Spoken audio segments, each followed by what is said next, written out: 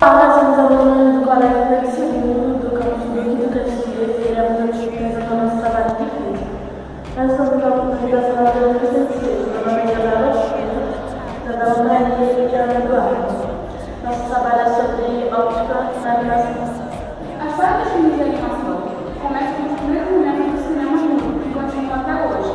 Porém, é muito mais fácil perceber os fenômenos mais estudados com os primeiros aparatos utilizados para a criação dos filmes de animação. Contudo, a história das imagens animadas começa bem antes, com a criação dos brinquedos ópticos, que serão explicados daqui a pouco, tal como o penaquistoscópio. Penaquistoscópio foi inventado em 1832 pelo belga Joseph Plateau e pelo austríaco Simon von Stampfer, simultaneamente. É formado por dois discos de papel ligados um ao outro por meio de uma haste fixada em um orifício no centro de cada disco. Um dos discos possui uma sequência de imagens pintadas em torno do eixo e o outro possui frestas na mesma disposição. Quando os discos são girados, o espectador vê as imagens do primeiro disco em movimento através das frestas do segundo. O primeiro desenho animado foi realizado pelo francês Émile Reynaud, que criou o praxinoscópio. A princípio, uma máquina primitiva, composta por uma caixa de biscoitos e um único espelho, o praxinoscópio foi aperfeiçoado com um sistema complexo de espelhos que permite efeitos de relevo. A multiplicação das figuras desenhadas e a adaptação de uma lanterna de projeção possibilitam a realização de truques que dão a ilusão de movimento. A animação tradicional, por vezes também chamada animação por célula ou animação desenhada à mão, é a mais velha e historicamente a mais popular forma de animação. Em um desenho animado de forma tradicional, cada quadro é desenhado à mão. Nesse estilo de animação, os desenhos são feitos à mão e retraçados ou copiados num plástico transparente chamado célula. Depois coloca-se a célula sobre um fundo pintado e os movimentos são fotografados um a um com uma câmera.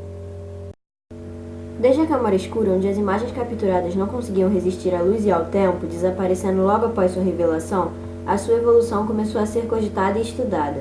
O francês Joseph Niepce, no ano de 1816, deu os passos iniciais ao registro destas imagens por meio da câmara escura.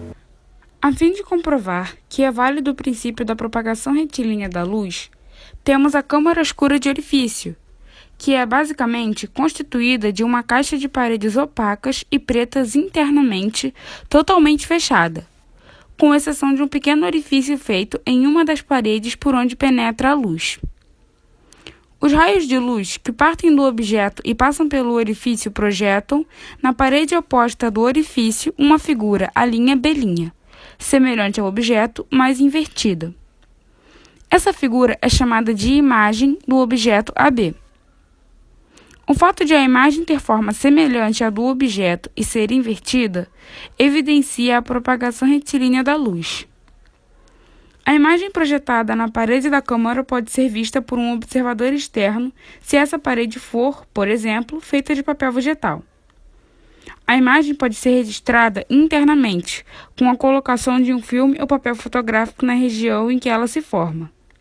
Por isso, a câmara escura de orifício é, às vezes, chamada de câmara fotográfica rudimentar. Posteriormente, a câmara escura foi substituída por um modelo de câmera mais avançado, mais parecido com o atual. Objetivo. Considerada a alma da câmera, é através dela que ocorre a passagem de luz pelo conjunto de lentes. Estes raios irão ser orientados de forma ordenada para que sensibilize o filme fotográfico, formando a imagem. Diafragma. Consiste numa estrutura interna da câmera, a qual é responsável pelo controle de quantidade de luz que passará através dela. Ele é extremamente semelhante à pupila do olho humano. Obturador. É capaz de controlar a quantidade de luz que incidirá na película. Quando acionado o disparador, este obturador permite a entrada de luz para que esta seja captada pelo filme, por um tempo ajustável. O obturador tem função semelhante ao nosso piscar de olhos, só que o contrário disto. Visor. É responsável pela visualização da cena que pretende ser fotografada. Consiste em um orifício onde, através de lentes e espelhos dispostos de forma estratégica, o usuário pode ver a cena exatamente como será capturada. Contudo, paralelamente ao avanço da câmera, houve o avanço de computadores, tornando desnecessário o trabalho que, anteriormente, era todo feito à mão. Por isso, a câmera fotográfica passou a ser mais usada para registro de momentos, deixando de ser usada para animações.